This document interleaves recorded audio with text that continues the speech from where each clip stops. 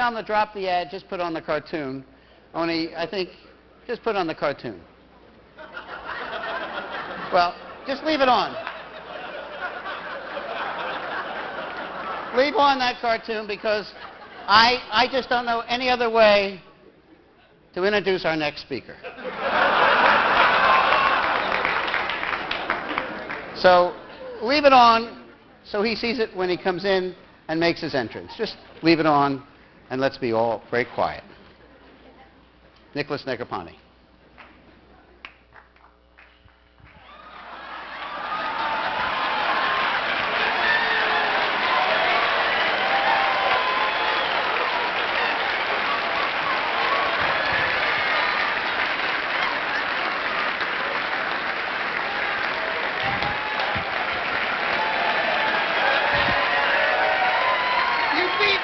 You beat me!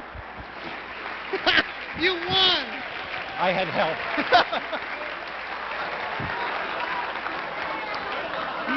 He beat me. At any rate, back to the drawing board. Thank you very much for coming to the... Thank you.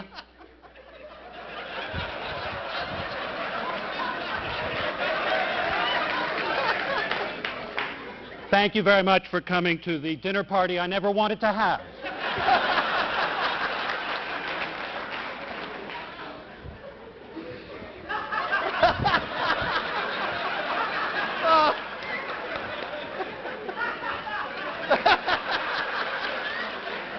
Guess who that must be?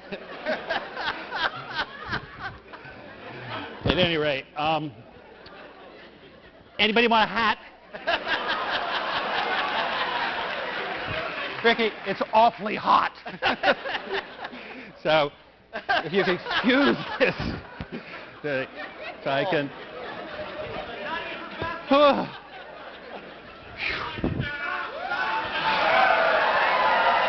I just have to take this stuff out. I can't give my talk.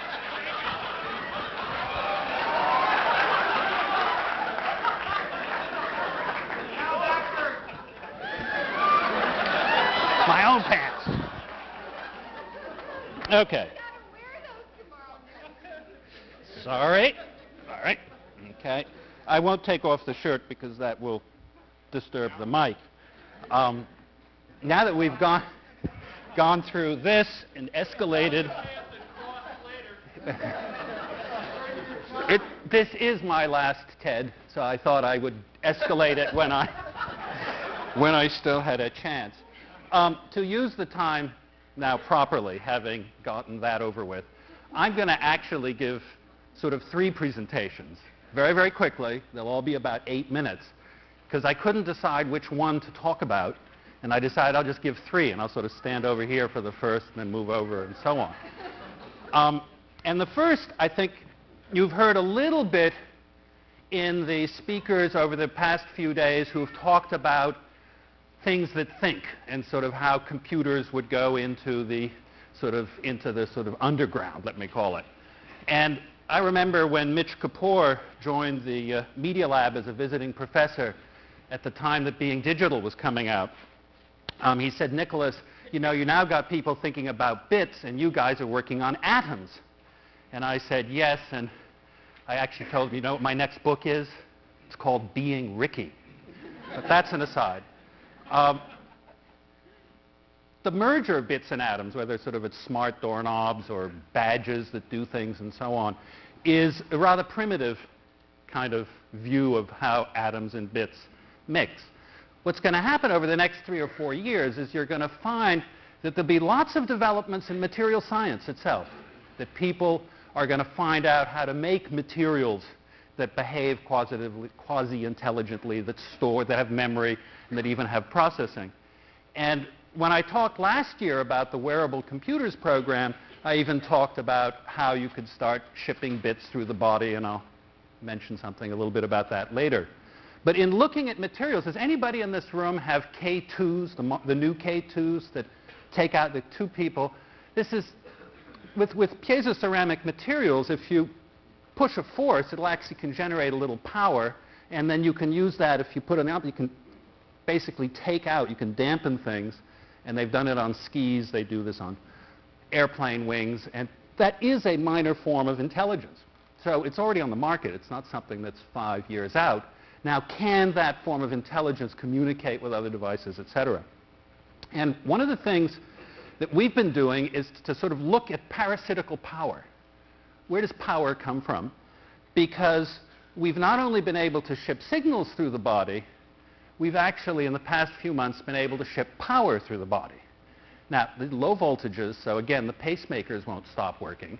But if you could deliver some nanowatts through the body, then when your wristwatch or whatever, your earrings really are satellite receivers, they don't need to get the power from the earring.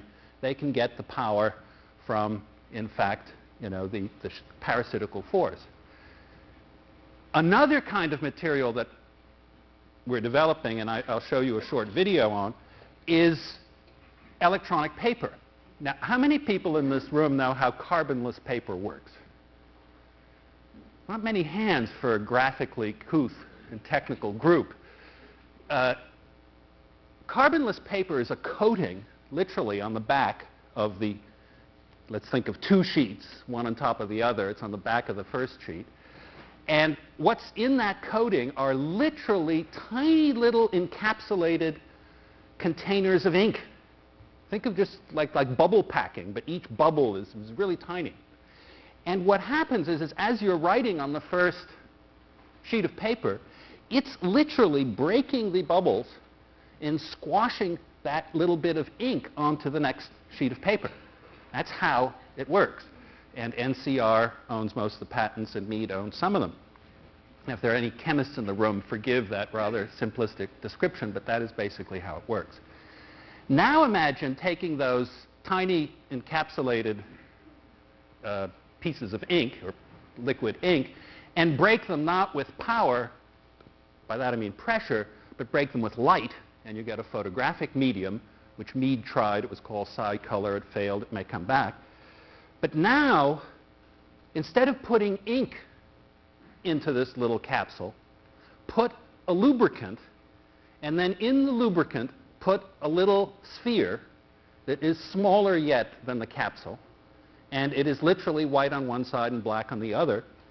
And if it can be rotated, given a field, a transparent, conductive, and resistive field on top of it, you literally can make reversible paper and electronic paper. So if we can roll the first tape, which lasts 1 minute, and we'll have the distinction of being singularly the lowest production value video ever shown at TED. But we'll switch to the tape when you get a chance. What you are going to see, this is a real working prototype. And what you are going to see is a piece of paper that was, this is advertising, yeah. It was printed, and it's just the letters MIT were printed on it. It's going through a printer now, which is basically taking all of the little capsules, all the little spheres, and orienting them to the same direction, namely making them all black. So you'll see it come out. This is a bit too slow, but it'll come out, and it'll come out a black sheet of paper. Then it'll go back into the printer and print whatever the PostScript file was sent to it previously, which it's going to start doing now. And you will see it prints well, you'll see what it prints. The value of this is quite important. Imagine if we do want to print newspapers in the home, which I think we do. You then don't need to have tons of paper stacked up in your home. You could just have a few dozen sheets of this stuff and print on it. Now, as I said, the production value of this video is so crummy, you really don't get to see how white the white is and black the black is, but it's pretty damn good. And it literally works. Now, what's interesting about this, no consumables. There's no toner. There's no liquid of anything. There's no powder. There's no consumables in that process. Now, I say that with a bit of pain because some of our big sponsors like Xerox and HP and so on make their money on the toner, but we can now cut the lights.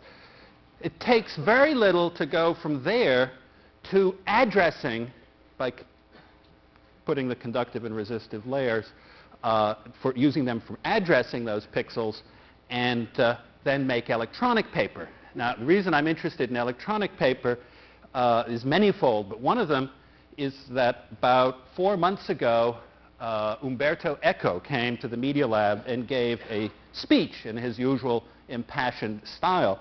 And I thought, my goodness, that here is a man who is a real thought leader, especially in Europe, that doesn't understand the difference between words, text, and print.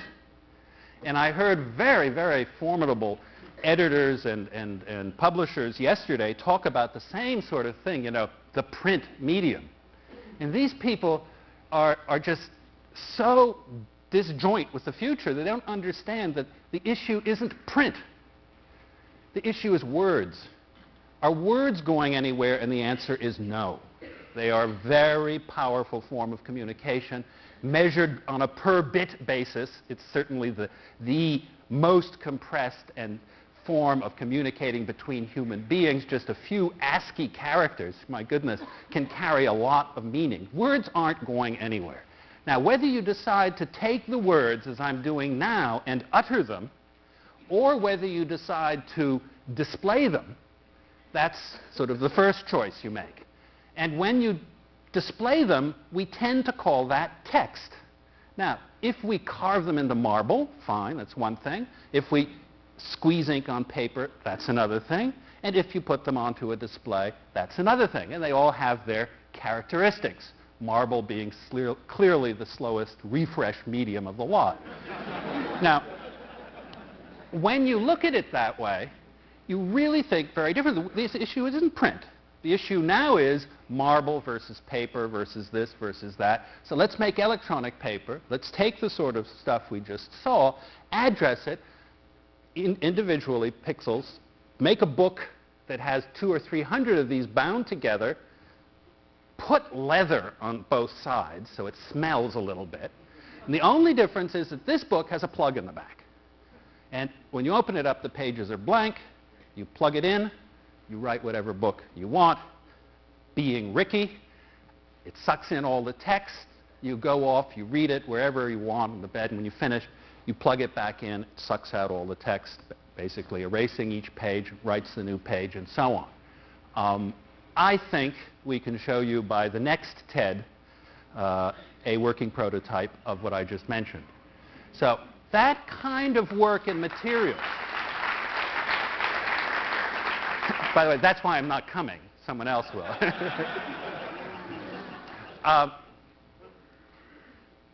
Let's move on to the second topic. And can we roll the first section of the next tape, which is partly what I said and introduces the next topic? Rather than carrying technological clutter around, just get dressed and let your shoe do all this work. I don't even think about it, right? I just put my shoes on, all of a sudden I'm wired up. Now, for example, when we shake hands, you can give me your business card. If you pick up a telephone, you can give it phone numbers. If you touch a doorknob, you authenticate.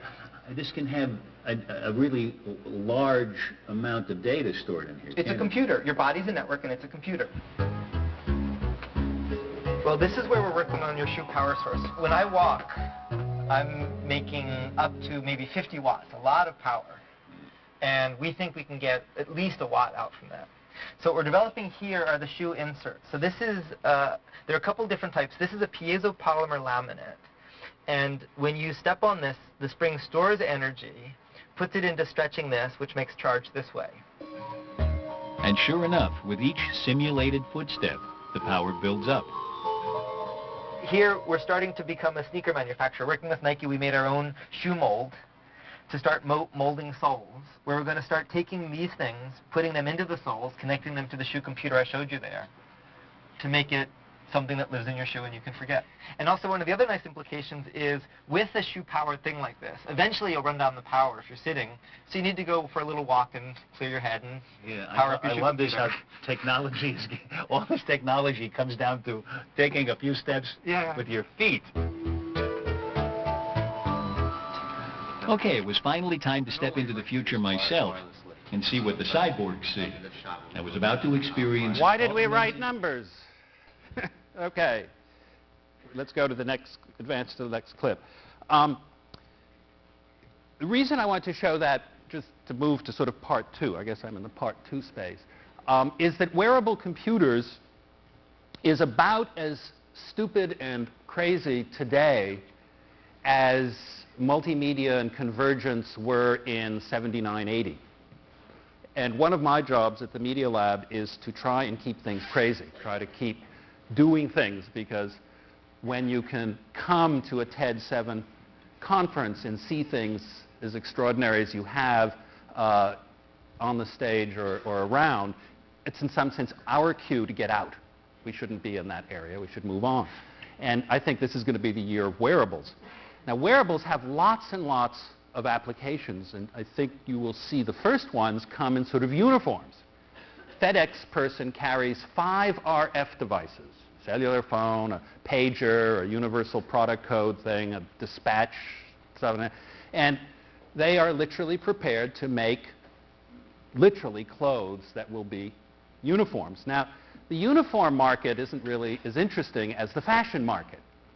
And one of the things that the fashion market gets you is people. And now, you know, we thought it was pretty stupid to wear Walkman and so on and so forth.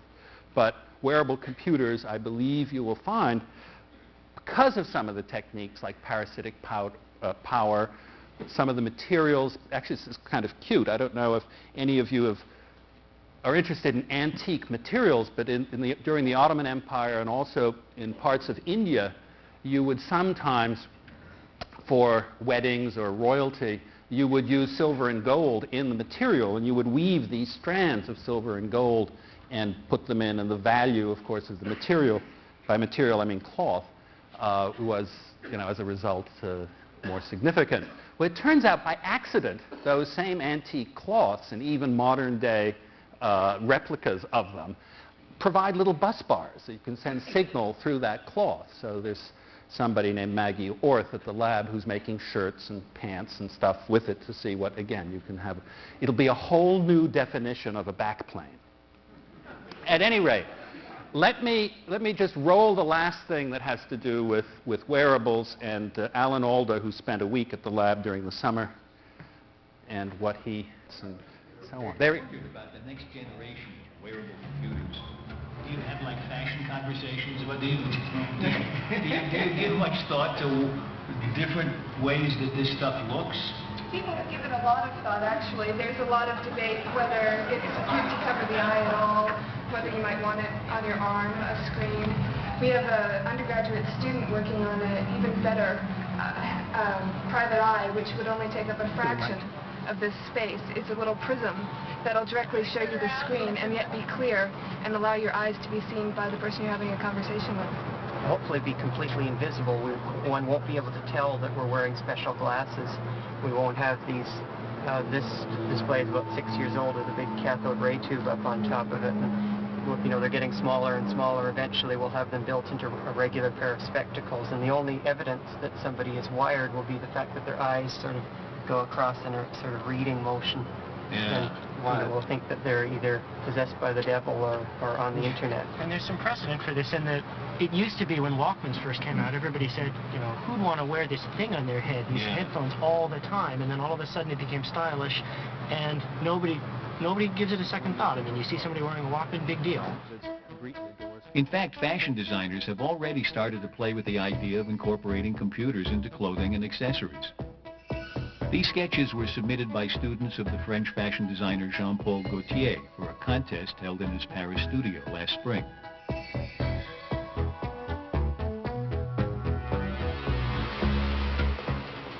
But for today's cyborgs, that's already the boring stuff. For them, what's really interesting isn't what's now possible. It's what's out there, just beyond. Okay. Can we bring back up the lights and the house lights as well? This is my third act now. Materials, which I think you have to keep your eye on. Wearables, I think it's perhaps like the year of the ox, it's the year of the wearables. But there's something much bigger. And so what I'd like to do is use the few minutes, whatever, the 10 minutes, to tell you what I think the bigger thing is. And first of all, I'd like to introduce my partner, Dimitri Negropon, who also happens to... We share some genes. They're mostly his mother's, I think, the ones he has. Dimitri got me into something. We sort of backed into it. And we backed into it in the following way. I have been interested in how you can help developing countries in general, because computing is fundamentally an Anglo-Saxon phenomenon. And there are other views of the world than ours. And you certainly, in short, there's no room for Windows 95 in Africa, and probably no room in Asia, in India or Southeast Asia. And when you look at the rest of the world, how can you, let's pretend we all decided in this room that we were going to stop what we were doing, effective tomorrow, and as a group of 350 people, we were going to somehow help the rest of the world. There might be some doctors in this room, so fine, you might pick medicine. There might be other people with certain talents. But I think most of us who don't have the skills of, let's say, a doctor or some of those, other areas, would probably pick education. That if you could deal with education and help in the area of primary education, that you're probably going to lead to a future that is going to be better for everybody on the planet. And this is not new. This is not news, and I think if I had said this 40 years ago, as a 12-year-old or whatever, as a 14-year-old, we would have agreed. But the point is that this is the first time in the history that we actually can reach the whole world. Well, you guys are doing it every day. I'm doing it every day. If you went home at night and found your son or daughter talking on the telephone with somebody in Australia, you'd be pissed. But now, if you see your son or daughter click on a site in Australia, you're proud. Okay? The game has changed. We can do certain things globally. And with this in the back of my mind, I sort of spent the past couple of years trying to be in those countries and to meet the different heads of state. In fact, I had a really weird experience when I stepped off the airplane after a 12-hour flight to Bangkok and was rushed into a 3.5-hour audience with the king. And the king doesn't meet too many people. And I thought, as I was heading toward it, this is great. I've got a wonderful Wired story called The King and I. And we sort of go into this meeting. And the meeting was about, all it was about kids and education. This guy surfs the net.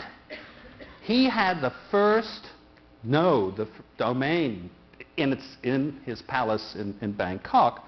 And it turns out he uses it to check weather and stuff like that. But he uses it.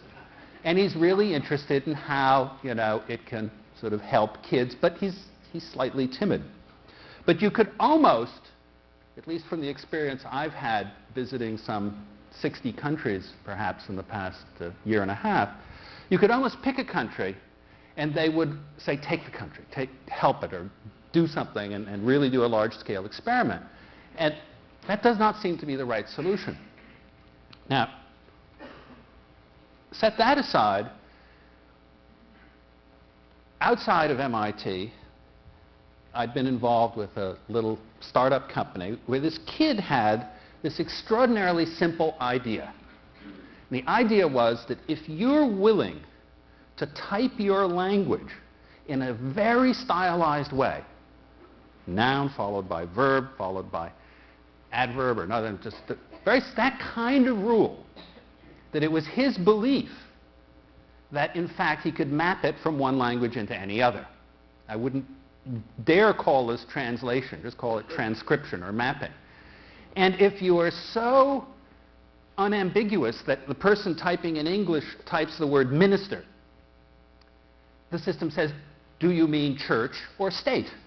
Because a minister in church in the target language might be a totally different word than the word minister for state. So you answer whatever you meant. And then it gets mapped into the other language. And he has 23 or 24 languages up and running. And Dimitri, who lives in Italy and has had a lot of experience in developing countries from his former job and current job, and went over to look at this program and said, you know, this really works for kids. Because kids in fact, probably would find it fun to chat in this stilted form of language. And if we could get it to lots of kids, maybe the way to do that is to create a non-profit foundation. But you wouldn't be interested in that, would you, Daddy?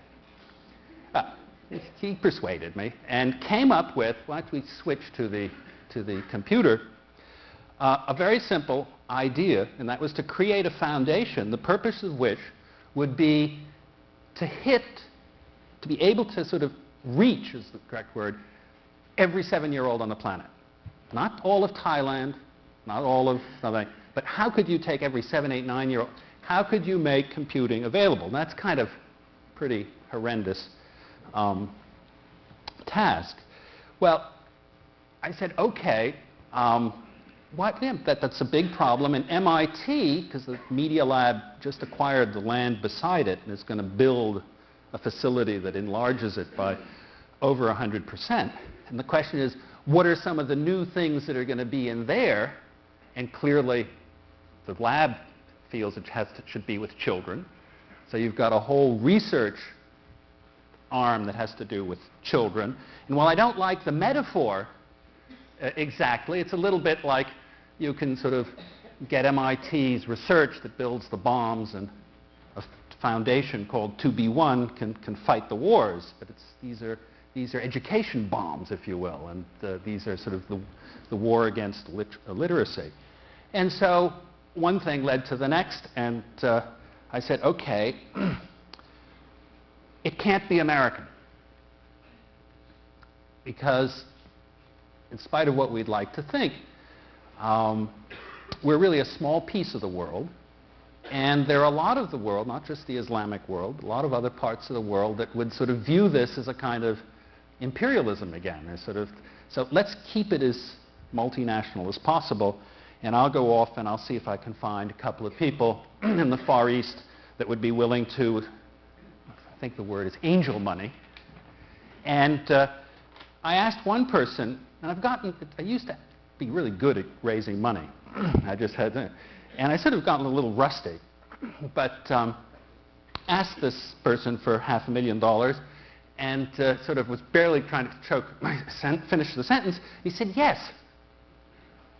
And then that sort of spurred me on. I asked another person for $500,000, and they said, yes. I mean, before I could even finish the words, once they knew that it had to do with children, had to do with developing nations, had to do with education.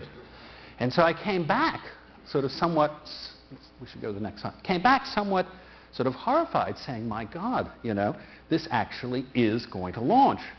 And I started looking at the number. The top number is the number of children on the planet today between the ages of 7 and 14. The number below it, would you believe, are the number of children in that exact same age bracket who are in developing countries. Okay. An enormous percentage.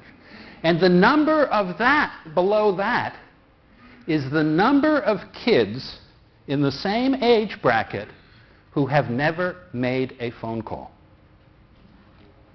Now, if that doesn't make you say, woof, this is a pretty extraordinary problem. And I think, though, it is so extraordinary. I mean, it is so outrageous and so sort of that it actually is probably worth doing. It's probably worth trying. In fact, if a problem is even plausible, it's boring. And this one is not plausible. So the thing is, try. And so the reason I wanted to, and I don't want to take more of my time, but I just wanted to end and tell you what I'll be doing for the next 10 years, and it's that. Thank you very much.